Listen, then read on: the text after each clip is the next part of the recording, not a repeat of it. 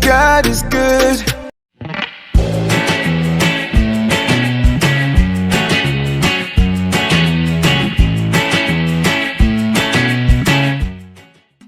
Salut la famille, j'espère que vous allez bien. Moi, ça va super et j'ai fait grâce.